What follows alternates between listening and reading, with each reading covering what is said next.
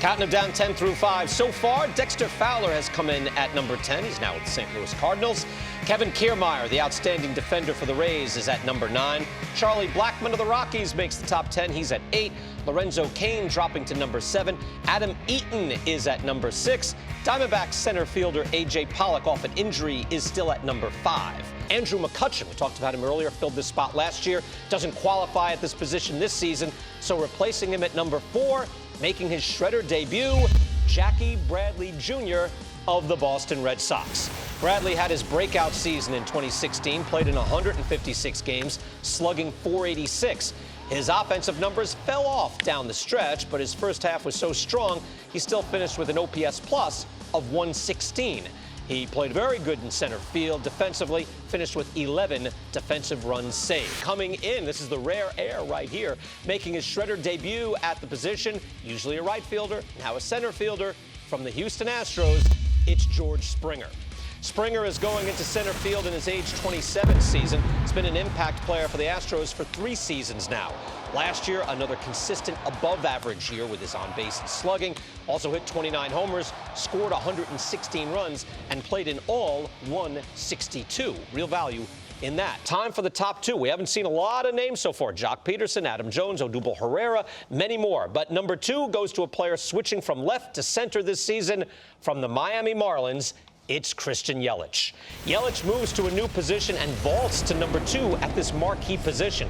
He's been a good all-around player for the last few seasons, but last year he jumped to 21 home runs to go with his solid on-base skills and plus defense in left. Yelich slugged .483 last year, playing in 155 games. Time now for the Shredder's number 1. Not a lot of drama or suspense. We know who the top guy is at this position. The Shredder has known it for a number of years. Who is it? It's Mike Trout, of course, at number 1. Not a shock. It was another stellar year for Trout. He played in 159 games, had an absurd .441 on base, slugged .550. He also stole 30 bases. This after low stolen base totals for the last 2 years. Mike Trout led the major leagues in WAR, runs scored, walks, and weighted runs created plus. He was the best hitter in the league. He is still just going into his age 25 season, and he is baseball's number 1 player overall.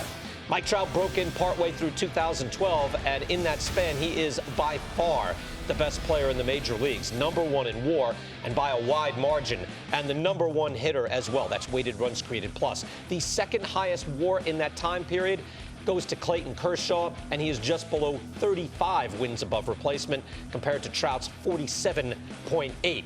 Yeah, so we're not arguing this one, huh? No, I mean, some things just make sense. It's kind of like my shirt, my tie and my sock combination. It just makes sense. It's just what it is.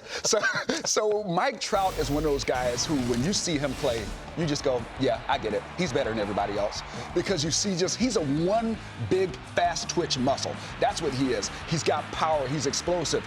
His top end speed around the bases, I think when you see him live, really will just put you in awe. You even heard Bryce Harper in the All-Star game a couple years ago. Did you see how fast he was flying around the bases? And then one of the most dangerous low ball hitters in the game. You see that nice tight swing. His hands stay close to his body. He doesn't cast those hands out. And if you make a mistake down in the zone, it's problematic. They usually tell pitchers, hey, keep the ball down. Not with this guy. You see how close his hands stay there? Hands stay there, that bat speed gets wicked through the strike zone. You see that a little bit of Patriots love there, a little wicked through the strike zone. Now, this is what I was talking about. They usually tell pitchers keep the ball down. This guy is the exception to that rule. If you keep the ball down and it's in his hitting zone, it doesn't even have to be in the strike zone. His hitting zone down is far and beyond anyone else when you see him. So when you pitch against Mike Trout, you're taking your life in your own hands down in the zone, and he is by far at the top of this list, and deservedly so. Absolutely. And the volume is there, too. I mean, playing 159 games, you see how difficult that is, and he does that at the highest level. And now the stolen bases are back. That's nice. But his walk rate, too. I mean, I have a .441 on base. It was a lot lower just a year or 2 ago, but he can hit for power. He can do everything. So clearly, we used to have the debate. Mccutchen and Trout were like neck and neck. Trout is still the guy on top.